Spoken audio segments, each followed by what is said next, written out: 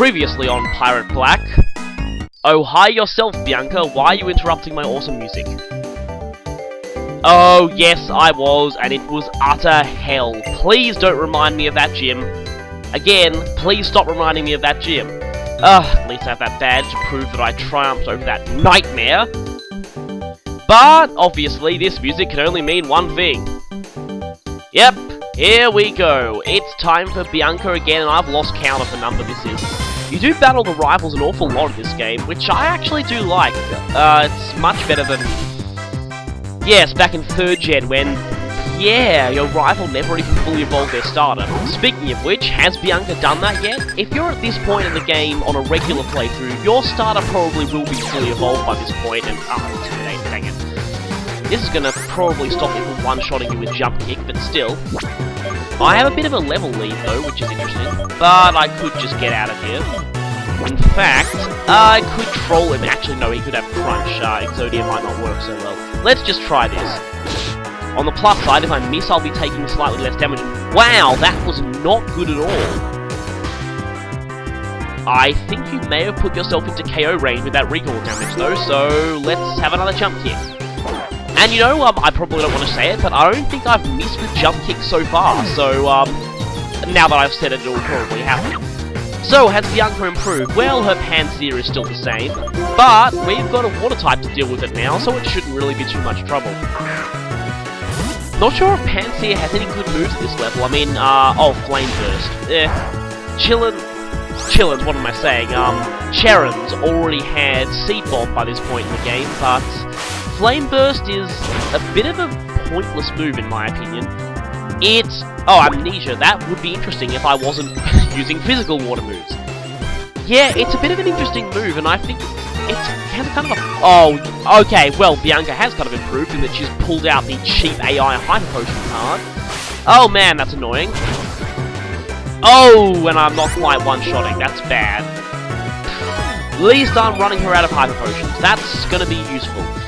So, anyway, I keep getting interrupted. What was I saying again? Oh, yeah, Flame Burst. It basically is a 70 power fire move, which is not that great, but it's alright when you have no other options. But its added effect is that it does a very, very, very tiny amount of damage to the other Pokemon next to the one it hits in a double or triple battle. And I mean very tiny.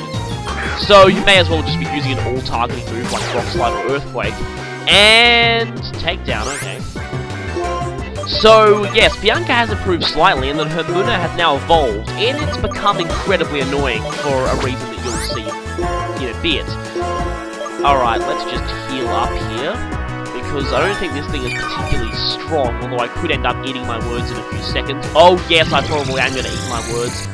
Stab Psybeam off a, I think it's a 105 base special attack stat is gonna hurt.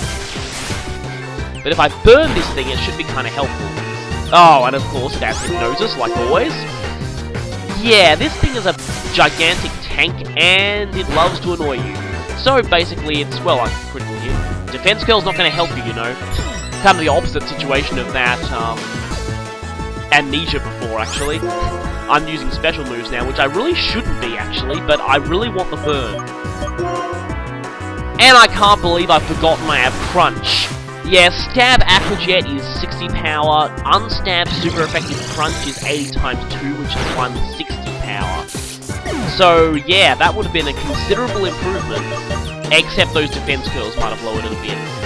And Stab Scald, I believe, is 80 plus another 40, which is 120, so that's a bit less too. Of course, Stab Super Effective Scald would be stronger, but that's not the case here. Now, I can either go for the Will-O-Wisp or just outright Hex you. I probably want to go for the Will-O-Wisp because you're probably about to do something really annoying. No, you're not. You're content to keep Defense Curling. That's fine by me. I now have a 100 power Stab Super Effective move I can use on you, which is going to hurt. Please don't use that. Good. Now, this thing, I believe, if I recall correctly, has Moonlight, which, yeah, really, really irritating. Can restore half of its health on a win. And Dewott. So, I think I'll Will-O-Wisp this thing too, except it's content to use special moves on me. Uh-oh, you're gonna confuse me, aren't you? Oh, no, that's okay. And I'm Alright, now, in the less difficult battle, the game chooses to make me hit with Will-O-Wisp. Yeah, I could have used that luck back against Clay, thank you.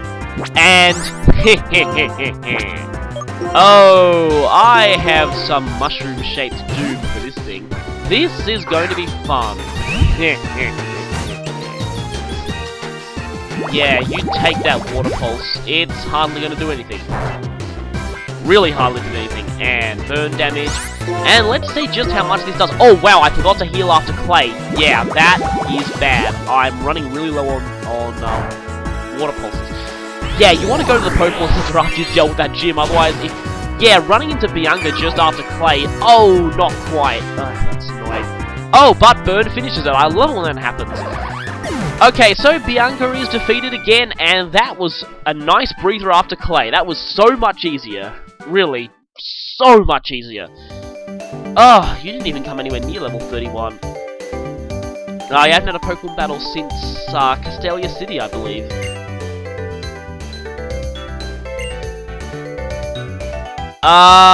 Yeah, and I have just freshly caught these things. Oh, and we get something incredibly useful. Yep, HM02 Fly. We can now go back to anywhere we've previously visited, and this is amazing.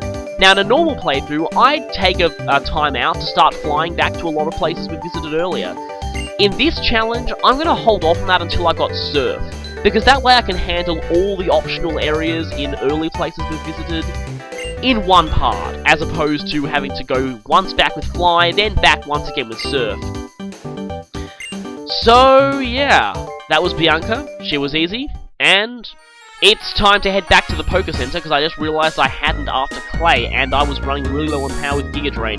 Wow, I would be in serious trouble if Giga Drain still had 5 PP. Now, considering this is our last stopover in Driftvale for a while, and we just got a whole lot of money, and the next place we're going to be visiting is a dark cave, let's buy a whole bunch of Dusk Balls.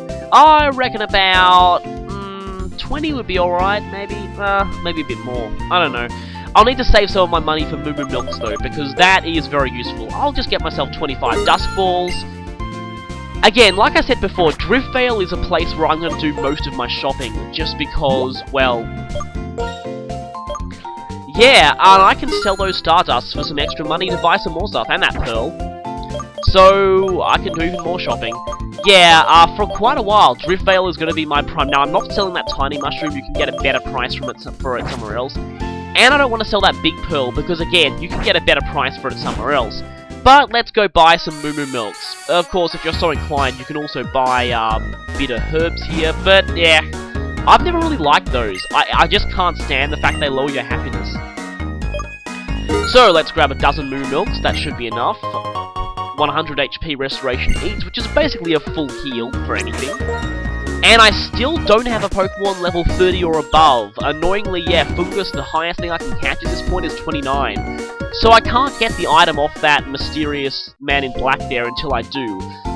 Which won't be for a little while, actually, because I don't think in the next area you can get anything 30 or above. So I'm going to have to wait until after I get to the next city, actually. But I'll be sure to come back with Fly once I do. So, hey, yeah, that's another thing to use Fly for. Fly is so convenient. Unfortunately, I don't really have that much that can use it. I guess I'm going to have to put an HM Slave in the party eventually. Ducklet is really, really good for that because it can learn both Fly and Surf. So, I'm probably going to bring Crackpot out, yeah, once I get to the backtracking part. And speaking of backtracking, we've already gone through this route before, so there's not really that much to see. The problem was, on my second run through this area, I was a little bit more careless and accidentally ran into a whole bunch of trainers that I made efforts to skip the first time.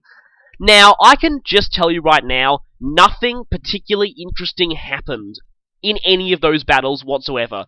So I'm going to cut all of that out and just skip to the stuff I didn't show before. Because the next area is going to be long. In fact, so long, it's the one area I'm going to have to split into 3 parts.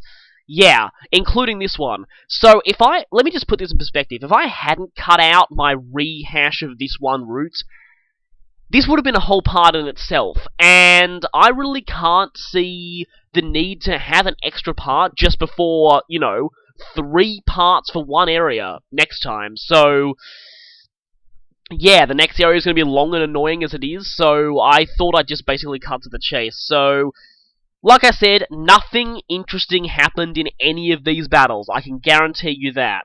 So, something else kind of mildly interesting happened on this route though. I managed to visit one of the places that I overlooked the first time I went there. So, see you then. We're back on that route just after battling this annoying scientist, and, well, let's go discover something else. This here is the Researching the Year's Season Research Lab. Redundant titles, whatever. Yeah, we don't get any new music here, actually, but basically, these people here are studying dealing. Its appearance is said to change with the seasons. And it's spring now, so I get the one that's mostly depicted in the official artwork. And we've got a temperature control thing here. So basically, they, for some stupid reason, haven't been able to catch the Pokemon that are right in the grass outside. So basically, we've got to catch a dealing and show it to them every season. So, yeah, we need to show all the seasonal variations of dealing. And I happen to have a dealing on me right now, so here is Spring Form.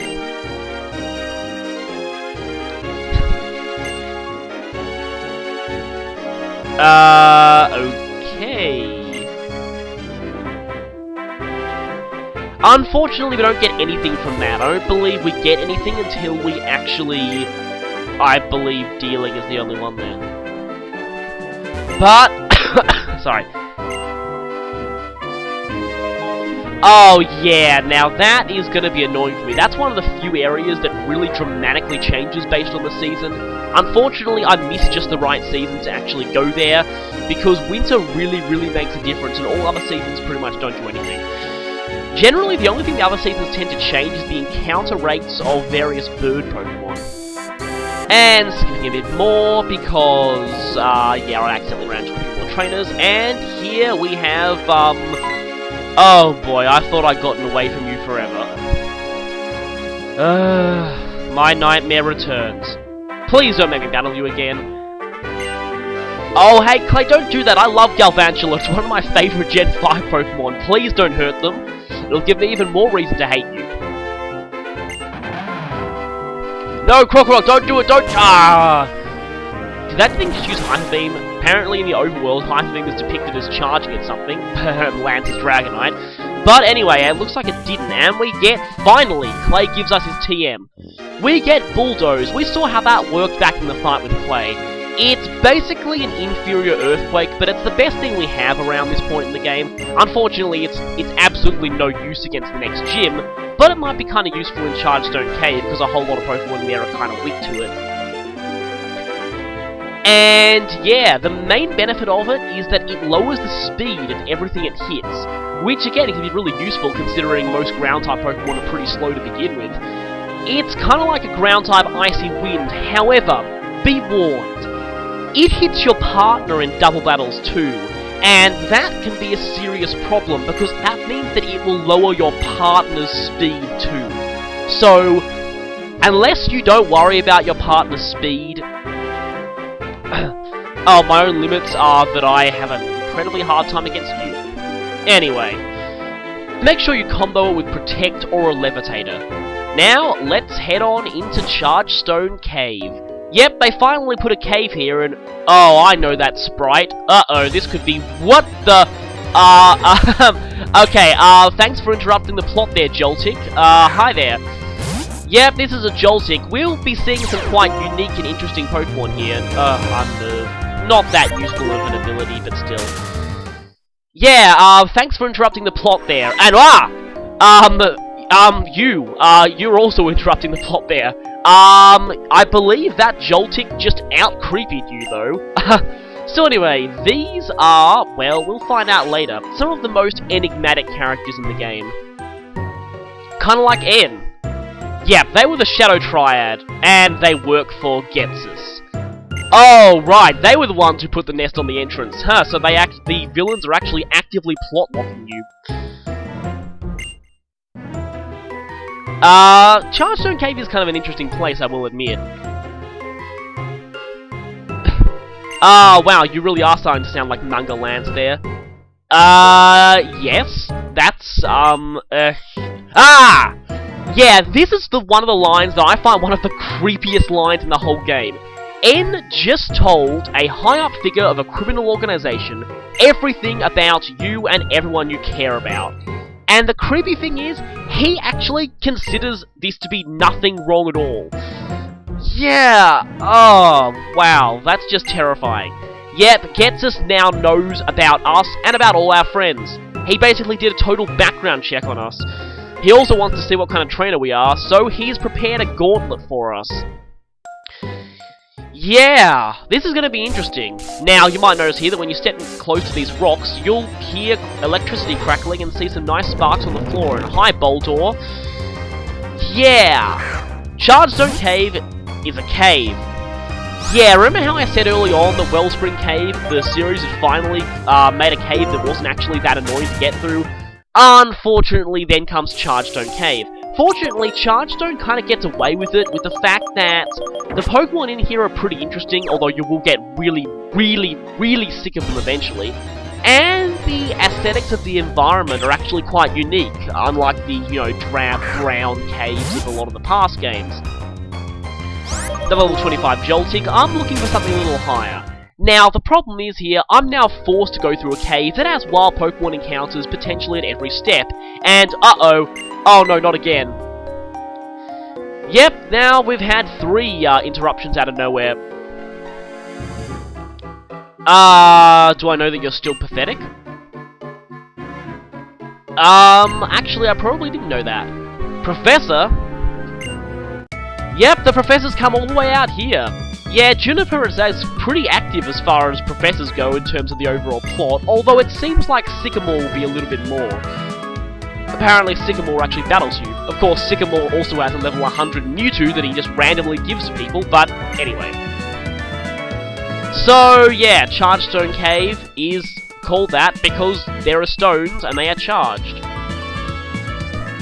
Has she mentioned her father yet? I don't think she has. So anyway, she's mentioning a Pokemon Clink due to the fact that Clink seems to contradict the origins of Pokemon. It's a Pokemon that looks like a man-made object that's apparently existed for longer than that man-made object has. Yep, serious mind screw there. She also has a present for us. Now, in a normal playthrough, I would be screaming for joy for about 10 minutes right now. Yes, one of the single most amazingly useful items in the whole series is given to you, guaranteed, during the plot now. That is incredible. That alone cements Black and White as having possibly the best main storyline in the entire Pokemon series. Lucky Egg, you actually get given it. That hasn't happened since Pokemon XD, and even in XD, you got that at the end of a late post-game quest. So, yeah, you can push these stones, kind of like semi-strength puzzles in a way.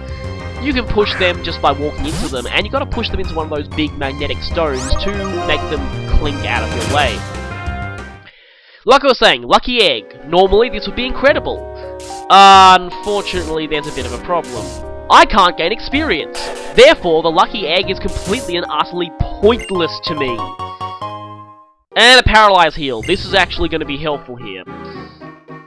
So, yeah, that gift was not that useful in this playthrough. Yeah, just like the Experience Share, the Lucky Egg is totally and utterly useless in a no experience challenge. Which is really disappointing. Anyway, I now apologize if I'm going to be running into wild Pokemon an awful lot. When I run out of things to say about this... Really? Yeah, this is why caves get really annoying. Now, you're probably asking me at this point, why don't you use a repel? Well, I want to use a repel. The problem is, I need to catch one of each of the Pokemon that show up here at the highest possible level they can appear.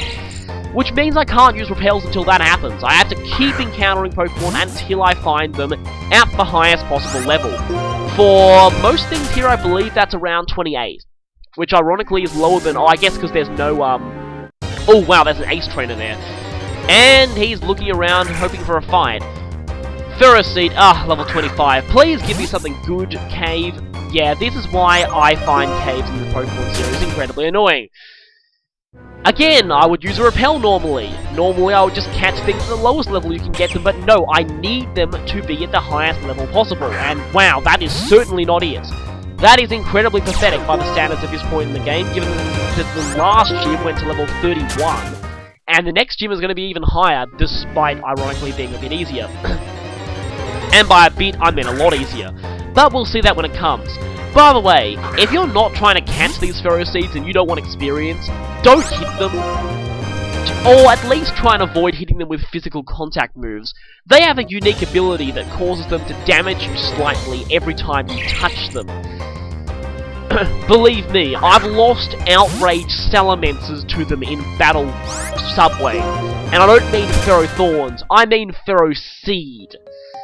Yep, the old Iron Barb's Rocky Helmet trick, and oh great, we get a useless ball. Hi, useless ball. Okay, looks like there are a couple of trainers spoiling for a fight here. And it looks like a dead end there, but I know better. Yep, caves means lots and lots of hidden items. So, wow, you're aiming for the Pokemon League. You're getting a little ahead of yourself there. We're not even past the 6th gym yet. So, let us battle an Ace Trainer. Is this the first Ace Trainer we've fought so far? I can't remember. But anyway, they have blue hair now in this game. I kind of preferred them with green hair. I still think that the Ace Trainers back in Diamond and Pearl and Platinum were probably the coolest looking Ace Trainers in the series. But again, I'm really biased towards green hair. If you haven't watched my Fire Emblem playthroughs, you probably, yeah, just go watch them. You'll understand why I'm biased towards green hair. I don't know. I think it's safe to say that my avatar has green hair in Awakening. I just like green hair. It's just cool. Anyway, we have an Archon here. Now, normally this thing would be incredibly deadly without acrobatics. Yep, because the AI trainers are too stupid to use health items, this actually helps them because this thing's going to have full-powered acrobatics all the time. Fortunately, I have a priority move to knock it all the way down into post-defeatist range, so it does quite a bit less damage to me. So yeah, strategy. You gotta watch out for Ace Trainers though. Ace Trainers tend to have pretty good Pokemon, and also pretty varied Pokemon. They usually tend to use things that you wouldn't expect on that particular route. In this case, cave. So again, Ace Trainers can be tricky. Watch out for them, because, yeah, I'm gonna actually register the dowsing machine right now, just so I can, yep, of course there was an item here. And it's right there. And elixir. Okay, I guess we're going to need that because we're going to go through a long cave. Or are we? We might actually... Okay, that item's on the other side of that cave wall. Oh, and yes, there are swirling dust Pokemon in here, but they're actually still just Drillburs, and Drillbur is not going to be helpful against the next gym. I mean, in a regular playthrough, having an Excadrill early on would be amazing, but I'm not going to have access to the Excadrills until, ironically, when I need them most. But anyway... Let's go battle this scientist. Obviously, we've got scientists in a cave full of electricity. And you've only got one Pokemon too. Oh, wow. Sorry, that name is kind of incredibly disturbing to me. Though, this guy's not Elite Four Flint. Anyway. Okay, we've got a Clink here. It's a Steel type, so, for the most part, despite the fact that water is not super effective on Steel, despite Steel itself offensively being not very effective on water. I assume that's a reference to rusting, but anyway. Despite water not being super effective on Steel, most Steel types don't like water moves. They're one of the few things that hits them for neutral and on their usually lower special defense stats, so... Yeah, unfortunately it's not going to do... Oh, okay, bind, I can't switch now. And the scientists just use an X attack. As if you haven't figured it out by now, scientists always begin the battle by using an X item. Come on, bird. Come on, bird. Oh, yes, I love it when that happens. Oh, this is a... Oh, crap, yeah. Yeah, something to watch out for with these Clinks is, despite being Steel types that seem to specialize in physical moves, they learn a lot of special electric moves. I guess, you know, being in Chargestone Cave, it kind of makes sense that they'd have Charge Beam. Just watch out for that Charge Beam on your water types like Basculin. Yeah, I probably shouldn't be fighting them with something like this. I probably should be fighting them with Dealing, actually, because I can hit them with, okay, a bit of a minor semi-strength puzzle here. Let's grab ourselves a revive. I've made a rule of no using revives during battle, but I can use them outside of battle just fine. yeah, like I said, I'm gonna put Dealing up front just because they can jump kick those thingies, and I'm gonna have to go the long way around, aren't I? After this wild Pokemon encounter, oh boy, please be, nope, not useful. I don't think the wild Pokemon go up in level as you get lower in the cave, but I think the chances of you running into them at a higher level do go up. Although I'm going to check Bulbapedia right now just to make sure I got my facts right, because it's incredibly embarrassing to get my facts wrong on camera. Okay, yeah, yep, it's only until Basement Floor 2 that the encounter rates actually start changing significantly. And, okay, so, we've had an interesting thing. Not again, seriously? You two, what more do you have to say? Seriously. I found a revive and another item that was so pointless I forgot what it was. Oh, it's an ether or something, or an elixir. So, they're apparently already done collecting data. Well, I'm not done collecting Pokemon, I haven't even got any. Oh boy, this is gonna be a long trip, isn't it? So, apparently, yeah, data can't be found to say that Clink didn't exist more than 100 years ago, so that means that... yeah, I'm sure you can come up with a more scientifically plausible theory than that. Anyway, inanimate object Pokemon, it's always been an interesting thing. It looks as though they've existed for quite some time, because there's a Pokemon that we find later on that was artificially constructed, that was made a long time ago. And then we have Honedge. Then again, Honedge is a spirit possessing a sword. With Honedge, I assume that the sword existed for quite a while, and then the spirit is sort of a separate entity and just possessed it. But, yeah, in the case of Clink, it's kind of weird how a gear Pokemon could exist. Regarding Clink, I just have something I'd like to say about that thing. It was revealed so early in the pre-release of Black and White. Like, they revealed that thing really early, and then they revealed the Dream Yard. Now, since the Dream Yard looked like an early game area, I was absolutely convinced that you would find Clink in the Dream Yard, because it looked like an old factory, and you'd think you'd find Clink pretty early, what with how early it was revealed in Black and White's development. Unfortunately, you didn't actually find Clink until all the way here, so kind of strange that they revealed it so early and yet you can't get it until comparatively late. Then again, in the Diamond and Pearl, the lead up to Diamond and Pearl, they revealed Electivire. And are you going to battle me or not? Yes you are. Wow, you were just staring off into the distance. I believe this guy will only battle you if you talk to him directly, but anyway. I know battles are kind of pointless for me, but I want to battle most of the people in Chargestone Cave. It's meant to be a test of your abilities as a trainer anyway. And Boldor. So, back to what I was saying about stuff. Basically, Electivire was revealed quite early on in the lead up to Diamond and Pearl. Not only could you not get it until late, it was even beyond that. You couldn't actually... It wasn't... Okay, sorry. Okay, I'm not being good with words today. Let me just rephrase this. Even its lower forms, Electivires and Elekid, you couldn't even get, they weren't even in the Sinnoh Pokedex. So not only was it not even in the Sinnoh Pokedex, you couldn't even get it without putting a GBA game in your DS slot, which actually means that if you're playing it on a 3DS or a DSi, part of the reasons I actually hated the DSi, but still, I never had one of those. I, in fact, had the original Fat DS all the way until its screen broke off, and then I got the 3DS. Fortunately, the 3DS came out exactly when it was about time to retire my old one, so that was actually pretty cool. Yeah, my sister had a Lite, though. None of us had a DSi, because, really, I actually hated that thing. I just didn't think the extra features were worth removing the backwards compatibility for, which is the same problem I have with some models of the PS3, but, yeah, I probably shouldn't be talking about that in a Nintendo game. Anyway, like I was saying, so yeah, Electivire, they revealed it early, you technically couldn't even get it in Diamond and Pearl alone, so that was really weird. Of course, in Cup Platinum you actually could, which made things a lot more useful. So, I'm just hexing up these girders! Oh yeah, I just love the way Marilyn pronounces that name in the Mystery Dungeon thing. And the voice Marilyn gave her, that was pretty amazing. Anyway, goodbye girder, and you have nothing else. Yeah, remember hikers used to use the Geodude and Machop lines? Now they use the rock and roller and timber lines. So much has changed. Not. Anyway.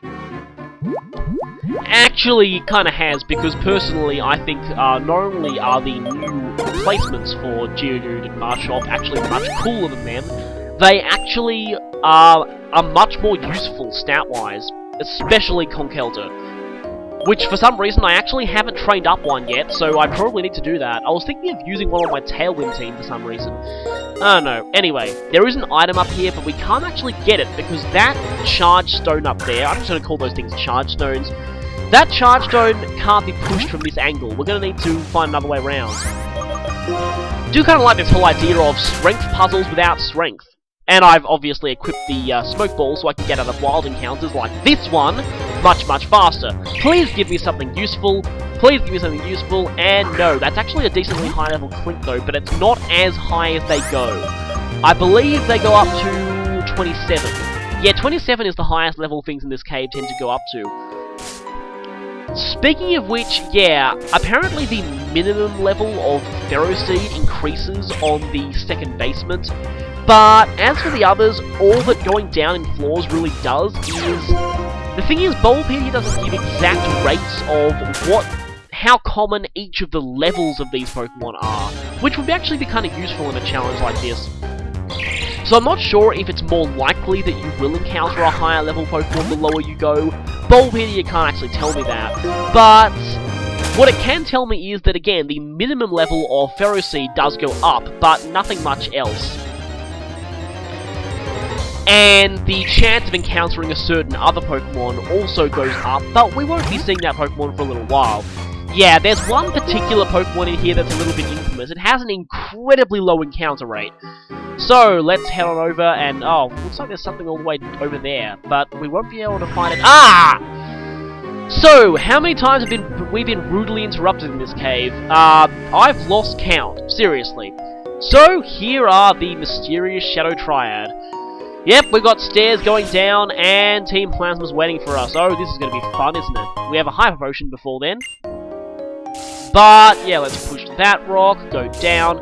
Yeah, the stairs are over there, but this scientist is going to stop us. Perhaps they're in league with Team Plasma. Scientists in a lot of earlier games were in league with villainous teams, so I guess it's not hard to assume that. And you've only got one Pokemon. Wait a minute. Oh, Nalco. Sorry, I thought it was Scientist Nanako at first. That would be interesting. Sorry, I've only recently found out about the Persona series, so yeah. And this is what I was saying before. It's time to High Jump Kick. Oh, you're going to use Charge Beam on me to get even more special attack.